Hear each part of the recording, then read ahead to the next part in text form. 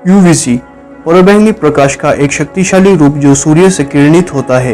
ये इतना शक्तिशाली होता है कि आपको 1 सेकंड में ही जला सकता है और यूवीसी लाइट को देखने से सूरज पर सीधे घूरने की तुलना में से 10 गुना ज्यादा अधिक शक्तिशाली होता है। लेकिन यूवीसी जैसा खतरनाक है वैसे बेहद मददगार भी हो सकता है। वैज्ञानिकों ने ये पता लगाया कि इसके शक्ति का उपयोग कैसे किया जाता है। यूवीसी का उपयोग सार्वजनिक परिवहन, अस्पतालों और यहाँ तक कि पैसे की सतहों पर कीटाणु रहित करने के लिए किया जाता है। विकासशील देशों में यूवीसी का उपयोग अक्सर पीने का पानी को शुद्ध करने के लिए किया जाता है। ये टेक्नोलॉजी वायरस और माइक्रोब्स को मारने के लिए पूरी तरह से सक्षम है। इसीलिए लोग अब सोच रहे हैं कि क्या यूवीसी को नोवेल कोरोना वायरस के खिलाफ लड़ाई में लाया जा सकता है। ये कितना प्रभावी होगा, क्या हम इसे पूरी रूप से सुलभ बना सकते हैं और क्या इसके दुष्प्रभाव इलाज को कारण से बदतर बना सकते हैं। ये है ऑल थिंग्स। क्या होगा अगर हम लोग यूवीसी को नोवेल कोरोना वायरस के खिलाफ लड़ाई में ला सके। चलिए देखते हैं। सूर्य 3 प्रकार की पराबैंगनी प्रकाश का उत्सर्जन करता है, यूवीए, यूवीबी और यूवीसी। यूवीए अधिकांश यूवी किरणों को बनाता है जो पृथ्वी के सतहों पे आता है।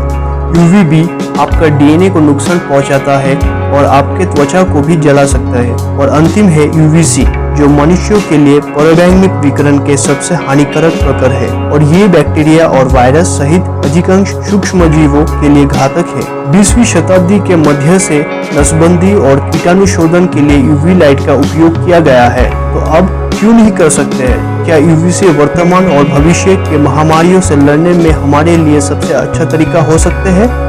आप ये नहीं जानते होंगे लेकिन सूरज पहले से ही काफी समय से हमारे लिए बीमारियों से लड़ रहे हैं। वैज्ञानिकों का मानना है कि सूरज की रोशनी के उच्चतर इन्फ्लुएंजा की प्रसार को कम करता है, लेकिन इसका मतलब ये नहीं है कि हानिकारक बैक्टीरिया और वायरस वाष्पित हो जाएंगे जब हम धूप पे रहे होंगे। पृथ्वी की ओजोन लेयर हम तक यूवीसी किरणों को पहुंचाने से अवरुद्ध करते हैं, जो कि एक अच्छी बात है।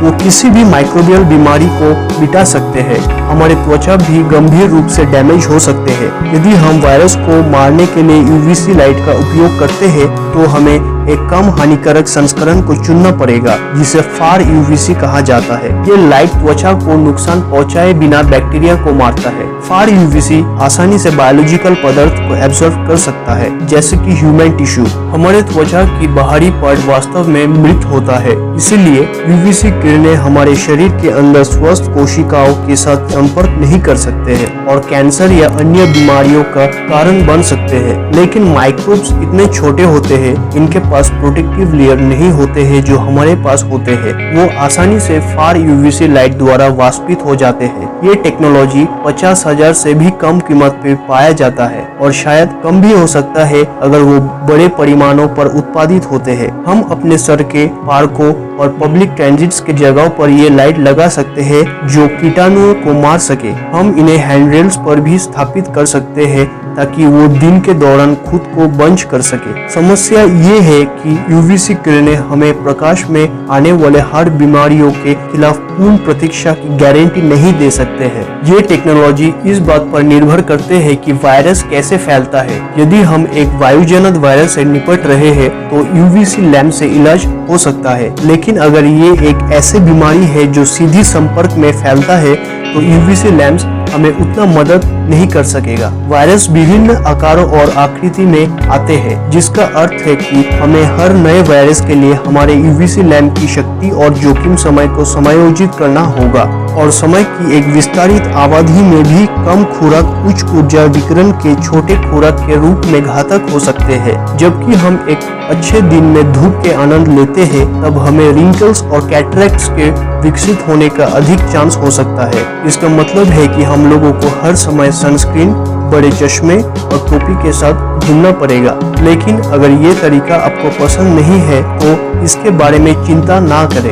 यूवीसी लैंप एक महामारी के खिलाफ पूर्ण सुरक्षा नहीं करता है, लेकिन वो वायरस के फैलाव थोड़ा कम करने में जरूर मदद कर सकते हैं। ये संभावना है कि भविष्य में हर शहर की स्ट्रीट लाइट्स और लैंपोस्ट को फार यूवीसी में बदल दे सकता है, लेकिन आप उनमें से अधिक माइक्रोबियल हॉटस्पॉट्स में इस्तेमाल करते हुए देख सकेंगे। लेकिन सिर्फ इसलिए कि नए टेक्नोलॉजी हमें नए वायरल और बैक्टीरियल खतरों से लड़ने में मदद कर सकता है, इसका मतलब ये नहीं है कि हमें इस महामारी में खुद को बचाने के सर्वोत्तम तरीकों को भूल जाना चाहिए। क्या आप जानते हैं कि केवल 31% पुरुष और 65% महिलाएं अपने बाथरूम का उपयोग करने के बाद या किसी भी अन्य काम को पूरा करने के बाद अपने हाथों को धोते हैं। चलिए उस समस्या को भी ठीक करते हैं।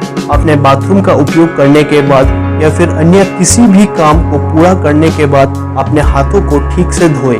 यदि आप अपने हाथों को नहीं धोने की योजना करते हैं तो वो अलग बात है। क्या आप जानते हैं कि अगर आप 1 साल तक अपने हाथों को नहीं धोते हैं तो आपके साथ क्या हो सकता है? हम लोग उस कहानी को एक और ऑल थिंग्स एपिसोड के लिए छोड़ देंगे।